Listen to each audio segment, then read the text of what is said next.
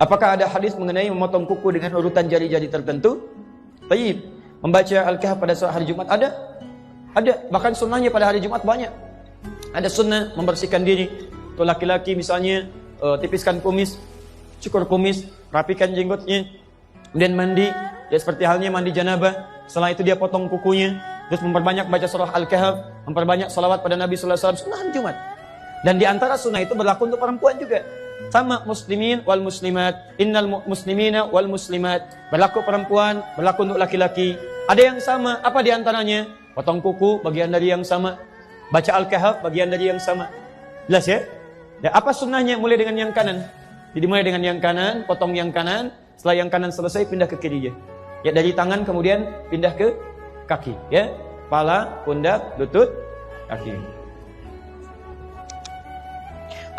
Yang dimaksud membaca surat Al-Kahf, membaca itu punya dua makna di bahasa Arab. Satu sekedar baca, kedua dipahami. Tapi kalau ada redaksi hadis meminta membaca, itu umumnya memahami. Pahami. Kalau sekedar baca saja, berarti untuk menunjuk pahalanya saja. Tapi dorongan untuk membaca sebetulnya tujuannya memahami. Ibu kan baca sesuatu supaya bisa paham isinya kan? Silakan ibu cek, ibu belajar sesuatu, kalau nggak paham, ibu nggak akan baca. Ya ibu itu membaca supaya paham isinya. Memang cuma Quran yang unik, Quran itu unik. Kebanyakan yang baca itu umumnya tidak paham yang dibaca. Tapi jangan salah orientasi, baca itu untuk paham. Kalau ibu sekedar baca, pahalanya banyak. Satu hurufnya itu 10 kebaikan. Dalilnya At-Tirmidzi nomor hadis 2910. Man qara'a harfan min kitabillah falahu asyru hasanat. Siapa yang bisa baca satu huruf dari kitabullah, satu huruf, dia dapat 10 kebaikan setiap hurufnya. Dan hampir tidak ada orang Islam baca Quran cuma satu huruf. Gak ada.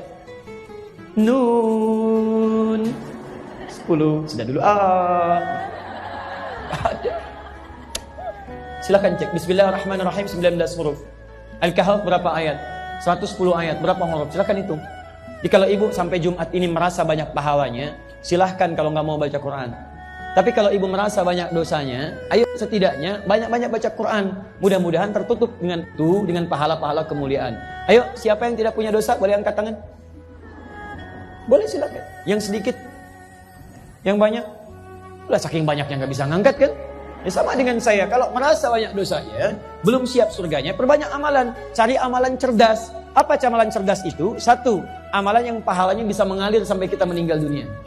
Disebut dengan sedekah jariyah. Ibu punya uang 50.000. Bagaimana caranya 50.000 awet sampai ke akhirat? Caranya, misal, cari amalan cerdas. Belikan mushaf. Kasih ke penghafal Quran. Begitu dia bacakan, setiap dia baca, ibu dapat pahalanya. Amalan cerdas kedua, cari yang amalan ketika dikerjakan, pahala lebih banyak dari biasanya. Kalau ibu mengerjakan amalan biasa, itu pahalanya 10. 10. Ibu singkirkan misalnya, maaf ya, ada duri di jalan. Duri itu penghambat, kulit pisang ibu singkirkan, dapat 10 kebaikan. Tapi baca Quran, satu hurufnya 10. Satu hurufnya. Maka cari amalan-amalan yang pahalanya sekiranya melimpah. Nah maaf, membaca untuk memahami isinya. Kalau ibu paham, itu lebih dahsyat lagi. Lebih dahsyat lagi. Pahala semakin banyak lagi.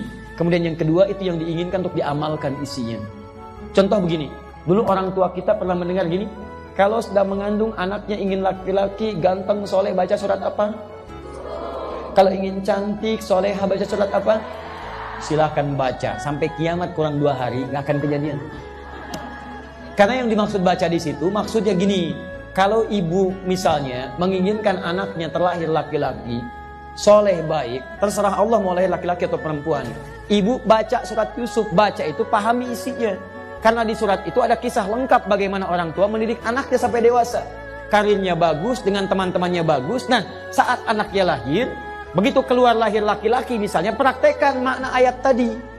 Praktekkan suratnya dalam pendidikan. Bukan cuma dibaca, keluar anak tidak dididik.